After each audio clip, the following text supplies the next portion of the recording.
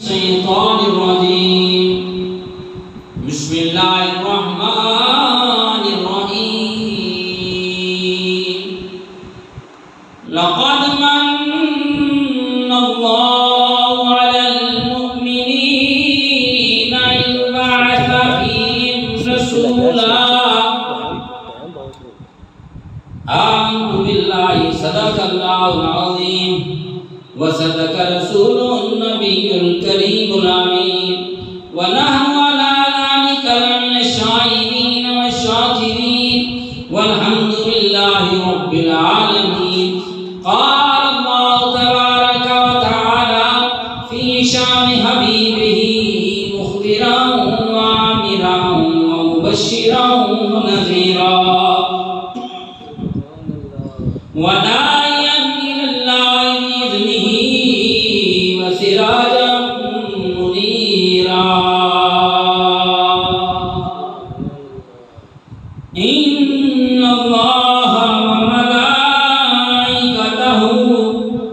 يصلون على النبي يا أيها الذين آمنوا صلوا عليه وسلموا تسلیما.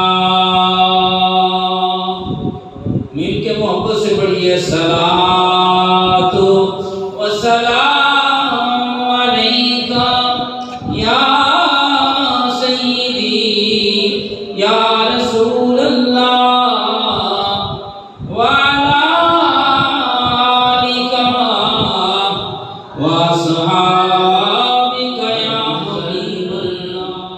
کانپ اٹھے گی معاشر کے دن ہر نظر کانپ اٹھے گی معاشر کے دن خوف سے ہر کلیجہ دہل جائے گا. جب قیامت کا دن ہوگا صبح نیزے پہ سورج ہوگا زمین تانبے کی طرح تپ رہی ہوگی نفس نفسی کا عالم ہوگا اور پسینہ لگاموں کی طرح منہ تک چڑھا ہوا ہوگا. اس وقت جب نفس نفسی کے عالم میں کوئی کسی کا پرسان عالی ہوگا ہر کوئی کہے گا نفسی نفسی. میرے نبی کہیں گے امتی. ہر کسی کو جان کی فکر ہوگی میرے نبی کو جہان کی فکر ہوگی. تو وہ نقشہ کہنے کا شاعر کہتا ہے کہ ہر نظر کانپ اٹھے گی معاشر کے دن خوف سے ہر کلیجہ دہل جائے گا. پھر کیا ہوگا؟ اڑ کر کالی کملی وہ آ جائیں گے. اڑ کر کالی کملی وہ آ جائیں گے. حشر کا سارا نقشہ بدل جائے گا. اڑ کر کالی کملی وہ آ جائیں گے. حشر کا سارا نقشہ بدل جائے گا. اڑ کر کالی کملی وہ آ جائیں گے. اور عالم نفس نفسی میں اے ہم نوا دیکھنا ایسے میں عظمت مصطفیٰ. فقط اتنا سبب ہے انعقاد بزم محشر میں. فقط اتنا سبب ہے انعقاد بزم محشر میں کہ ان کی شان محبوبی دکھائی جانے والی ہے. عالم نفس نفسی میں اے ہم نوا دیکھنا ایسے میں عظمت مصطفیٰ. مسکرا کر جو دیکھیں گے صلی اللہ. مسکرا کر جو دیکھیں گے صلی اللہ. ہر پریشان کا دل بہل جائے گا. مسکرا کر جو دیکھیں گے صلی اللہ. مسکرا کر جو دیکھیں گے صلی اللہ. ہر پریشان کا دل بہل جائے گا. اڑ کر کالی کملی وہ آ جائیں گے. کملی وہ آ جائیں گے، اور میرا کیا کر سکے گی قبر میں بلا۔ کیوں بھائی، کس چیز پہ ناز ہے؟ میرا کیا کر سکے گی قبر میں بلا، ناز ہے آپ پر یا حبیب خدا، شفاعتی لأہل الکبائر من امتی۔ جب سرکار فرما رہے تو پھر کیسا ہوں؟ میرا کیا کر سکے گی قبر میں بلا، ناز ہے آپ پر یا حبیب خدا، آپ کا نام لیتے ہی بیڑا میرا، آپ کا نام لیتے ہی بیڑا میرا، ڈوبتے ڈوبتے بھی سنبھل جائے گا، آپ کا نام لیتے ہی بیڑا میرا، ڈوبتے ڈوبتے بھی سنبھل جائے گا، اڑ کر کالی کملی وہ آ جائیں گے۔ اور بڑا ہی دعائیہ کرنا اور بڑا پیارا شعر کہ اپنی چوکھٹ پہ سرکار بلوائیے، کچھ تو بے کل کے بارے میں فرمائیے، اپنی چوکھٹ پہ سرکار بلوائیے، کچھ تو بے کل کے بارے میں فرمائیے، اے مسیح دو عالم چلے آئیے، اے مسیح دو عالم چلے آئیے، ورنہ بیمار کا دم نکل جائے گا، اے مسیح دو عالم چلے آئیے، ورنہ بیمار کا دم نکل جائے گا، اڑ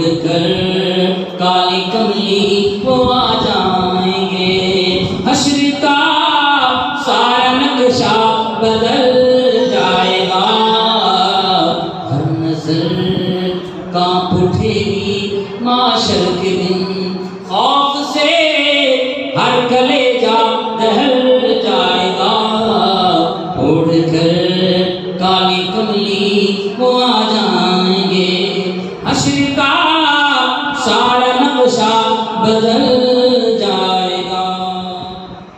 اللہ جل جلالہ وعظم نوالہ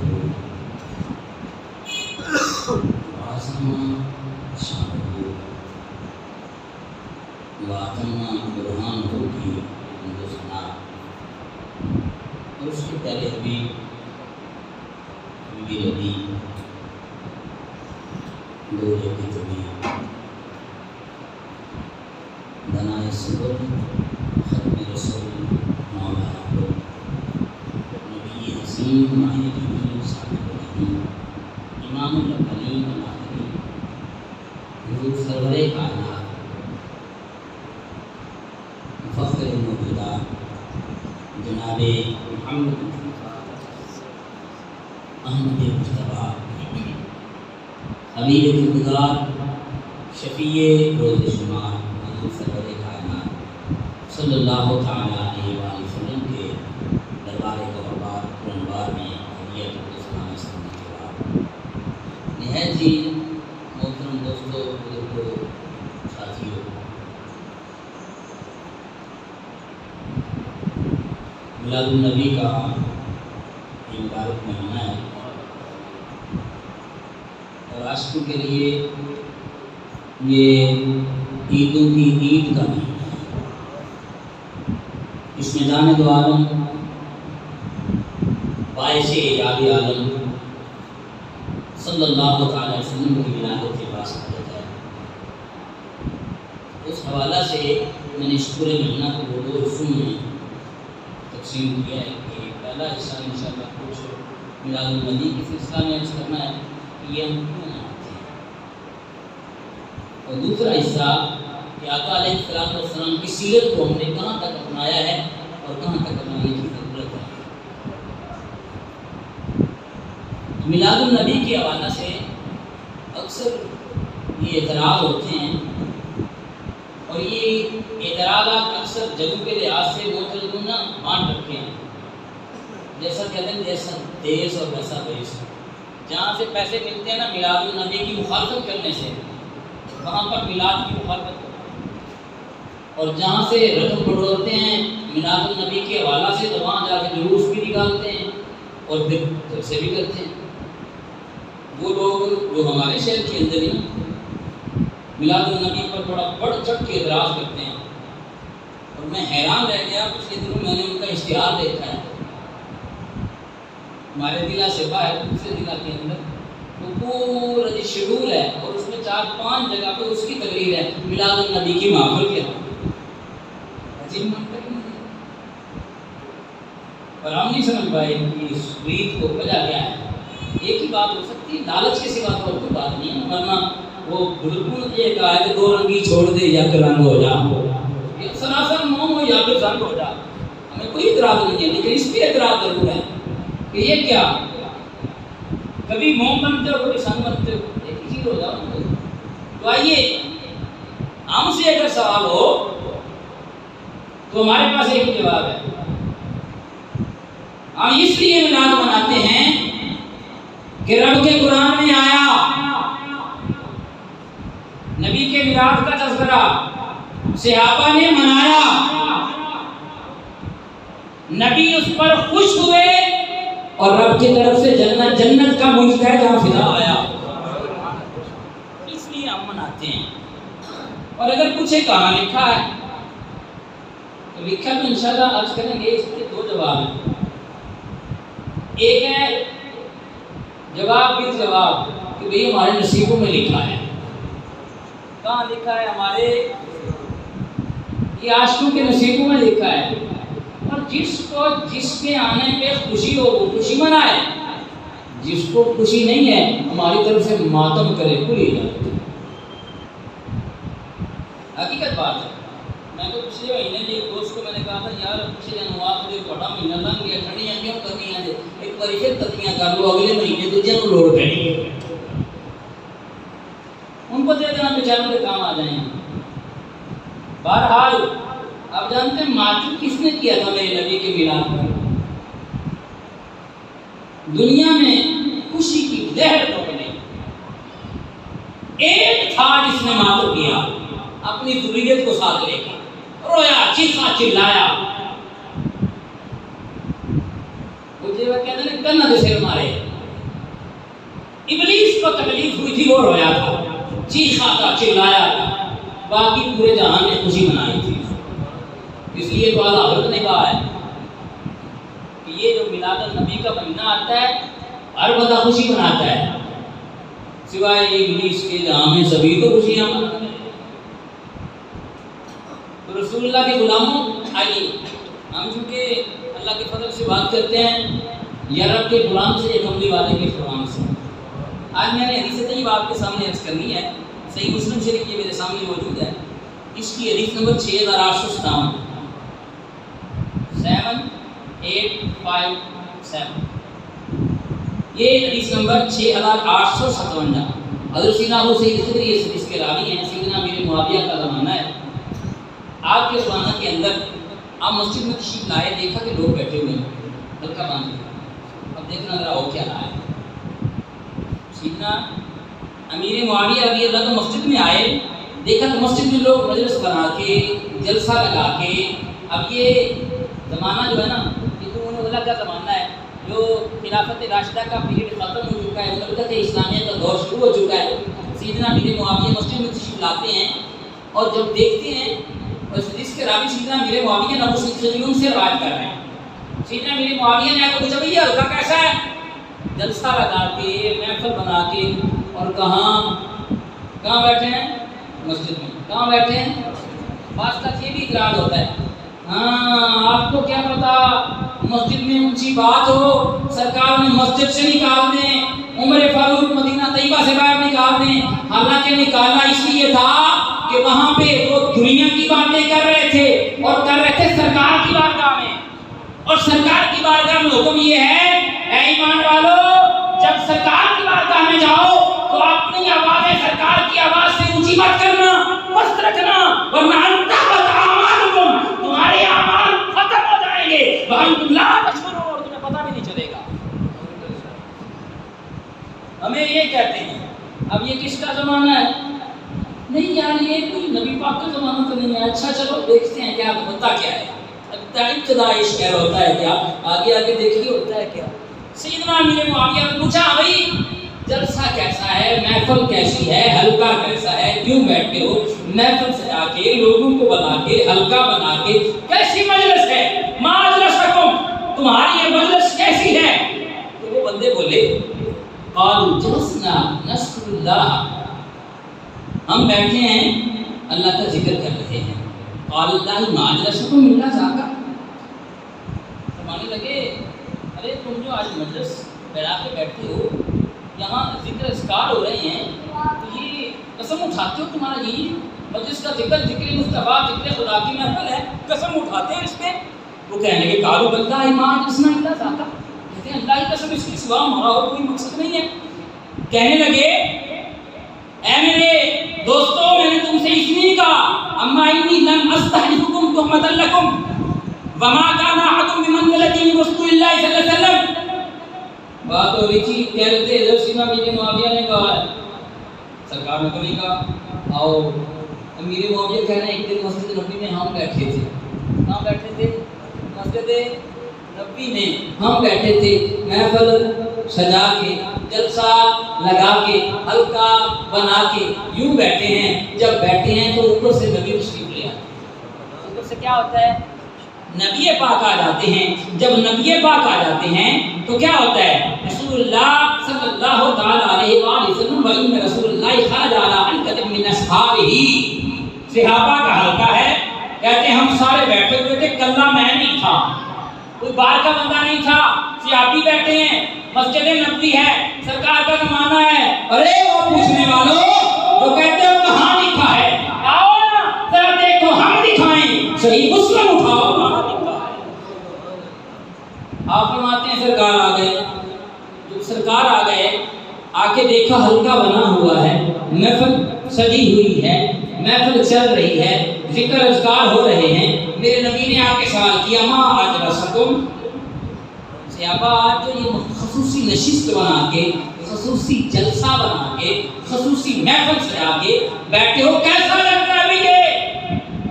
ما اجلسکم، کیسا جلسہ ہے؟ وہ پتلا کہنے لگا جی پھنس گئے ہو، میں نے کہا جی وہ کیسے؟ تسی تے کہندے سن نبی نو پتہ ہے، پتہ ہوندا تے پوچھ دے کیوں؟ وہ کہتے ہیں نبی کو غیب کا علم ہے، پتہ ہوتا تو پوچھتے کیوں؟ میں نے کہا نہیں ہم نہیں پھنسے، تم اور پھنس گئے۔ بات یہ اصل میں آپ کی محلے کی یہ مسجد ہے یا میں شہر کی مسجد میں کوئی جلسہ ہو، بالخصوص محلے والے کو پتہ ہوتا ہے کہ نہیں ہوتا ہے؟ مولوی صاحب کو پتہ ہوتا ہے کہ نہیں ہوتا؟ ہمارے یہاں مدرس نور احمد صاحب رکھ لیں، رشید صاحب رکھ لیں، فوجی صاحب رکھ لیں، کوئی بندہ جہاں محفل رکھے مسجد کے اندر، مینوں پتہ ہونا ہے کہ نہیں ہونا؟ میں خادم ہوں آپ کا، مجھے پتہ ہوگا کہ نہیں ہوگا؟ جب پتہ مجھے ہوتا سرکار کو پتہ ہی نہیں تھا کہ گالی بڑی ہو رہی کی ہے۔ جب سرکار کی محفل مجلس مسجد کے اندر ہو رہی ہے، سرکار کو بڑا پتہ نہیں تھا، اور آگے اس کا جواب سرکار خود بھی دے رہے ہیں۔ اور یہاں ایک بات اور بھی اس کا سرکار تو عالم صلی اللہ علیہ وسلم کی بارگاہ میں آ جاتی ہے نبی کی سیاحیت، ان کا بیٹا شہید ہو چکا ہے، ان کا بیٹا جو شہید ہوا آ کے عرض کرتی ہے رسول اللہ یا حبیب اللہ آقا میرا بیٹا آپ کے ساتھ جہاد میں گیا تھا، جنگ کے اندر گیا تھا، شہید ہو گیا، آقا یہ بتائیے اگر تو ہے جنت میں، یہ پوچھا کہ جنت میں ہے کہ دوزخ میں؟ اگر جنت میں ہے پہلے بتا بھی دیا جنت میں ہے تو صبر کروں گی کہ میرے بیٹے پر اپنے جنت عطا فرمایا، اور اگر دوزخ میں گیا ہے تو پھر مجھے رونے کی اجازت دے دیں۔ اب جب صحابیہ نے سوال کیا ہے، اب رسول اللہ نے کہا کہ مجھے نہیں پتا نہیں جنت تک گیا ہے کہ دوزخ تک گیا ہے۔ مرنے والے کے بارے میں آپ جان سکتے ہیں، بتا سکتے ہیں کہ یہ بندہ جو فوت ہوا ہے اس کہ حسن ظن تو ہم کر سکتے ہیں اللہ نے اسے بخشا ہوگا، یہ کہہ سکتے ہیں، اس کے بارے میں یہ گمان کر سکتے ہیں کہ یہ نیک بندہ تھا، اللہ نے اسے بخش دیا ہوگا، یہ نہیں کہہ سکتے کہ پرماننٹ جنتی ہے۔ کیسے کہہ سکتا ہے کوئی؟ وہ کہہ سکتا ہے جسے پتا ہو، وہ کہہ سکتا ہے جو فرش پہ بیٹھ کے عرش کی خبریں لیتا ہو، وہ کہہ سکتا ہے جو نماز کے اندر ہو اور یوں ہاتھ بڑھائے، تھوڑا آگے ہو جائے، صحابہ پوچھے یا رسول اللہ خلاف معمول، آج نماز کے اندر آپ نے ہاتھ بڑھایا پھر پیچھے کھینچ لیا، سرکار نے فرمایا میرے سامنے جنت تھی، میں نے ہاتھ بڑھایا کہ جنت کے اندر انگوروں کا پودا، انگوروں کی بیل، اس پر بڑے بڑے انگور کے گچھے، میں نے سوچا ایک گچھا ہی توڑ لوں، اگر میں توڑ لیتا تم قیامت تک کھاتے رہتے، ختم ہی نہ ہوتا، لیکن میں نے توڑا نہیں ہے۔ وہ جو ہو اپنے مسلح پر، مسلح نبوت پہ کھڑے ہوں، مسلح نبوی ہو، ہاتھ بڑھائیں جنت تک پہنچ جائے، وہ بتا سکتے ہیں۔ میرے نبی نے یہ کہا ہی نہیں کہ مجھے نہیں پتا، سرکار نے فرمایا اے میری صحابیہ تو جنت کے بارے میں پوچھ رہی کہ وہ جنت گیا ہے کہ نہیں گیا؟ سرکار نے اور بھی بتا دیا، فرمایا رب کی تو کئی جنتے ہیں، ایک نہیں رب کی کئی جنتے ہیں، اور تیرا بیٹا سب سے اونچی جنت میں ہے۔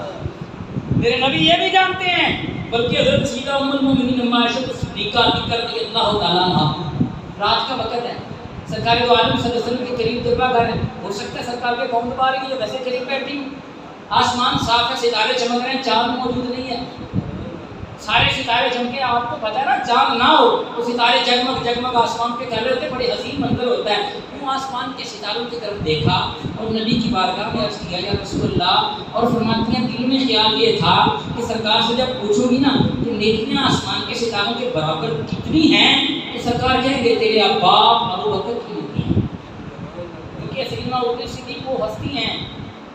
کئی صحابہ سے روایت ہے کہ صحابہ کہتے ہیں نبی پاک صاحب الاولاد صلی اللہ علیہ وسلم اور آپ کے ساتھ صدیق اکبر، ان کے درمیان میں کبھی کوئی نہیں بیٹھتا تھا، اور آپ کے بعد سب سے افضل ہم سمجھتے ہیں تو صدیق اکبر کو سمجھتے تھے۔ اب جب ام المؤمنین نے یہ سوال کیا تو رسول اللہ نے فرمایا، عرض کرتی ہے رسول اللہ آسمان کے ستاروں کے برابر کسی کی نیکیاں ہیں؟ میرے استاد محترم ہوں، بیٹھی ہوں میرے پاس، میں استاد صاحب سے پوچھوں، استاد صاحب نے مجھے بایو بھی پڑھائی ہے، فزکس بھی پڑھائی ہے، سائنس کے مضامین میں نے ان سے پڑھے ہیں، میں ان سے سوال کروں استاد جی یہ بتاؤ ڈسٹ بن کیسے بنی ہے؟ میں یہ ماتم کرنے کو چاہ رہی ہوں، سائنس کا کچھ حصے سے سائنس کا پڑھا ہے، یہ سوال کسی اس سے کرنا جو فارماسیوٹیکل کو جانتا ہو، فارمیسی کے بارے میں سے خبر ہو اس سے سوال، اگر جانتا ہوگا تو ہی سوال، مجھے پتا ہے اگر ان نے یہ بھی کورس کیا ہوا ہے، انہیں اس بات کا پتہ ہے، یہ جان پھر میں سوال کروں گا۔ ام المؤمنین کا یہ سوال کرنا بتا رہا ہے، وہ جانتی ہیں سرکار کو پتہ ہے آسمان کے ستارے کتنے ہیں، اور کہ سرکار کے سوال نے جواب نے بھی بتا دیا۔ ام المؤمنین نے جو سوال کیا سرکار نے یہ نہیں فرمایا مجھے کیا پتا آسمان کے ستارے کتنے ہیں، ویسے سائنسدانوں نے پتا ہونا کتنے ستارے ہیں، آج کل کی تحقیق کیا بڑی ترقی ہے نا سائنس کو، پتہ تو چل گیا ہوگا کتنے ستارے ہیں، ہاں جی، گنتی کسی کو پتا ہو نا کسی موقع تو مجھے ضرور بتائیے گا، لیکن میرے نبی رب کی عطا سے جانتے ہیں، اور یہ بھی جانتے ہیں میرے امتیوں کی نیکیاں کتنی کتنی ہیں۔ سوال ام المؤمنین کا یہ بتا رہا ہے کہ سرکار جانتے ہیں رب کی عطا سے۔ ام المؤمنین نے جب سوال کیا تو رسول اللہ نے فرمایا ہاں میری عمر کی نیکیاں آسمان کے ستاروں سے بھی زیادہ ہیں، میرے عمر کی نیکیاں سیدنا امیر مومن فاروق رضی اللہ عنہ وہ شان والے کہ سرکار فرما رہے ہیں ان کی نیکیاں آسمان کے ستاروں سے بھی زیادہ ہیں۔ ام المؤمنین فرماتی ہیں میں نے عرض کیا کہ رسول اللہ میرے ابا جی کی نیکیوں کا عالم کیا ہے، انہوں نے نام لے لیا، سرکار دو عالم صلی اللہ علیہ وسلم کی غیب کے علم جاننے پہ قربان جاؤ، یہ رب کی عطا ہے۔ اللہ فرماتا ہے اللہ کی شان نہیں کسی کو غیب پہ نکلے کرے، لیکن جسے رسولوں میں سے چن لے اسے غیب کا علم عطا فرما دیتا ہے۔ فرماتی ہیں میں نے عرض کیا یا رسول اللہ میرے ابا جی کے بارے میں ان کی نیکیوں کا عالم کیا ہے؟ فرمایا عائشہ تو نہیں جانتی میرے عمر کی ساری نیکیاں، ساری زندگی کی نیکیاں میرے صدیق کی ایک نیکی سے کر کے برابر ہو۔ یہ شان اتنا جانتے ہو میرے نبی، انہیں پتہ نہیں تھا کہ مسجد کے اندر یہ کام ہو رہا ہے، وہ بیٹھے ہوں مصلی نبوی پر غیب کی خبریں بتائیں، انہیں یہ پتہ نہیں تھا کہ مسجد میں کیسا جلسہ ہے. یہ پوچھا کیوں ہے؟ آئیے سرکار خود فرما رہے ہیں میں نے کیوں پوچھا ہے. سیدنا میرے مولی فرماتے ہیں سرکار آئے، سرکار نے پوچھا معاذ رسکم تمہاری محفل آج کیسی ہے؟ ثابت یہ بھی ہوتا ہے جمعہ کا جلسہ، جمعہ کا اجتماع نہیں تھا وہ. پھر آ کے پوچھا ہے صحابہ سے، صحابہ آج کیا ہو رہا ہے؟ صحابہ نے یہ کہا کہ نماز پڑھ کے ہم تبلیغ کر رہے ہیں نماز کی. ہم یہ بتا رہے ہیں کہ جہاد کی فضیلت کیا ہے، ہم یہ بتا رہے ہیں کہ حج کا ثواب کتنا ہے، ہم یہ بتا رہے ہیں کہ صدقے کا ثواب کتنا ہے. وہ ساری نیکیاں بجا، لیکن آج تو تذکرہ ہو رہا ہے جس نے بتایا کہ حج ایسا ہے، جس نے بتایا کہ جہاد کا یہ ثواب ہے، جس نے بتایا کہ نمازوں کا یہ اجر ملتا ہے، جس نے بتایا کہ نیکیوں کا اتنا ثواب ہے، آج اس کا تذکرہ ہو رہا ہے. رسول اللہ نے پوچھا معاذ رسکم یہ تمہارا جلسہ کیسا ہے؟ وہ عرض کرتے صحابہ کہتے ہیں یا رسول اللہ یا حبیب اللہ ہم یہ جلسہ کر رہے ہیں نذکر اللہ و نحمدہ علی ما ہدانا للاسلام ومن بہ علینا. یا رسول اللہ ہم اس بات پہ اللہ کا ذکر بھی کر رہے ہیں، یعنی نعرہ تکبیر لگا رہے ہیں، اللہ کی بڑائی بیان کرتے ہیں، کہتے ہیں نعرہ تکبیر اللہ اکبر، اور اللہ کا شکر بھی کرتے ہیں، الحمدللہ بھی کہتے ہیں، سبحان اللہ بھی کہتے ہیں. یہ محفل جو سجی ہوئی ہے ہم یہ کہہ رہے ہیں یا اللہ تیرا شکر ہے تو نے ہمیں ہدایت عطا فرمائی، تو نے ہمیں اسلام عطا فرمایا، اور سرکار دو عالم صلی اللہ علیہ وسلم کے وسیلہ سے یہ عطا فرما کے ہم پہ احسان فرمایا. یا رسول اللہ آپ کے آنے کا جو رب نے ہم پہ احسان فرمایا اس پہ کہہ رہے ہیں آج اللہ اکبر. آپ کے آنے کی خوشی میں کہہ رہے ہیں الحمدللہ، آپ کے آنے کی خوشی میں کہہ رہے ہیں سبحان اللہ، اللہ کی حمد کر رہے ہیں، اللہ کی تسبیح بیان کر رہے ہیں، اس لیے کہ آپ آئے ہمیں اسلام ملا، آپ آئے ہمیں قرآن ملا، آپ آئے ہمیں رب تعالیٰ نے شانیں عطا فرما دی. ہم ظلمت کے گلوں کے اندر گرے ہوئے تھے، ہمیں رشتہ و ولایت کے ستارے آپ کے آنے سے رب نے بنایا، ہمیں شانیں ملی تو آپ کے وسیلہ سے، ہمیں رتبے ملے تو آپ کے وسیلہ سے، اپنی ہدایت ملنے پر، اپنی شانیں ملنے پر، آپ کے وسیلہ سے ملنے پر ہم رب کا شکر ادا کر رہے ہیں. نعرہ تکبیر، نعرہ رسالت، نعرہ حیدری. رسول اللہ صلی اللہ علیہ وسلم نے ارشاد فرمایا ہے صحابہ اس پہ قسم اٹھاتے ہو، اس پہ قسم اٹھاتے ہو. صحابہ نے جلدی سے عرض کی واللہ ما ادرسنا الا ذاک، اللہ کی قسم ہمارا جلسہ آج فضائل نماز کا نہیں، ہمارا جلسہ آج فضائل حج کا نہیں، ہمارا جلسہ آج کسی جہاد کے میدان کے بارے میں نہیں. آج نہ تو میدان احد ہے، آج نہ تو میدان بدر ہے، آج نہ تو میدان عرفہ ہے، آج نہ تو جمعہ کا خطبہ ہے، کوئی جمعہ کا دن نہیں. جمعہ کے آگے پیچھے یہ جو مجلس ہو رہی ہے، یہ جو جلسہ ہو رہا ہے، اس میں سرکار کا میلاد بیان ہو رہا ہے. صحابہ قسم اٹھاتے ہیں سرکار اور کوئی کام نہیں کر رہے، اللہ کی قسم ہم آپ کا میلاد منا رہے ہیں. واللہ ما ادرسنا الا ذاک، اللہ کی قسم ہم اس کے علاوہ اور کوئی کام نہیں کر رہے، ہم یہی کر رہے ہیں.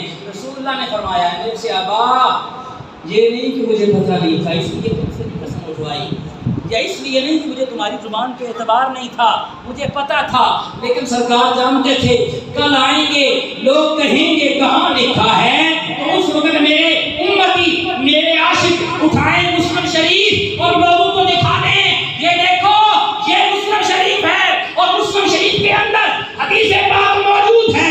نبی کے صحابہ مسجد نبوی میں بیٹھ کے نبی کا میلاد منا کے نبی کے آگے قسمیں اٹھا رہے تھے. اللہ کی قسم ہم نبی کا میلاد منا رہے ہیں. اور پھر اس پہ ہوا کیا؟ یہ نبی نے فرمایا اس لیے نہیں پوچھا کہ مجھے پتہ نہیں تھا، پتہ تو تھا لیکن میں بیٹھا تھا کاشانہ نبوت پر، اپنے بستر پر جلوہ افروز تھا. جب میں ادھر بیٹھا تھا آرام فرما تھا، آتانی جبریل فاخبرنی، اللہ نے جبریل کو بھیجا. کس کو بھیجا؟ جبریل کو بھیجا. وہ میری بارگاہ میں آئے، آتانی جبریل فاخبرنی، جبریل آئے میرے پاس، رب کا پیغام لائے اور آ کے مجھے بتایا ان اللہ عز وجل یباہی بکم الملائکہ، اللہ عز وجل تمہارے صحابہ کے اس فعل پر جو اس وقت وہ مسجد میں کر رہے ہیں، نبی نے چاہا کہ تم کو بتا دے، نبی نے چاہا صحابہ کو یہ بشارت دے دوں، تم یہ جو کام کر رہے ہو اور کیا کر رہے ہو، میری آمد کی خوشی میں رب تعالیٰ کا شکر کر رہے ہو، تم آج جو میرا ذکر کر رہے ہو، گویا تم جو میرا میلاد منا رہے ہو، اس پہ اللہ عز وجل کیا ارشاد فرما رہا ہے، اللہ عز وجل یباہی الملائکہ، اللہ فرشتوں میں تمہارے اس کام پر یعنی محفل میلاد پہ فخر فرما رہا ہے۔ پھر پوچھتے ہیں کہاں لکھا ہے؟ یہ ہے صحیح مسلم شریف پڑھی ہے آپ کے پاس، حدیث نمبر 6856 پڑھی ہے، نبی کے دور کی بات ہے، اور انشاءاللہ اس میں ہم 20 حدیثیں پیش کر سکتے ہیں۔ اور یہاں ایک بات آخر میں عرض کر دوں، کسی چیز کی حلت و حرمت قرآن نے کھول کے بیان فرما دی ہے۔ قرآن نے 2 چیزوں کا ذکر فرمایا، حلال کا اور حرام کا، اور تیسری پہ سکوت فرمایا ہے۔ ان میں وہ چیزیں جو حلال ہیں وہ حلال ہیں، انہیں شریعت نے حلال قرار دیا، جو حرام ہیں انہیں شریعت مکروہ تحریمی کہتی ہے، جو قرآن میں واضح نہیں ہیں، اور جو بالکل حرام ہے قرآن نے انہیں واضح قرار دے دیا۔ سمجھ میں آئی بات؟ اب اگر حرام ہے، حرام کے لیے نص کثیر آئی ہے، شراب حرام ہے تو قرآن میں موجود ہے، زنا حرام ہے تو قرآن میں موجود ہے، چوری حرام ہے تو قرآن میں موجود ہے، ڈکیتی حرام ہے تو قرآن میں موجود ہے۔ کسی چیز کے حرام ہونے کے لیے نص شرط ہے، حدیث کی ہو یا قرآن کی۔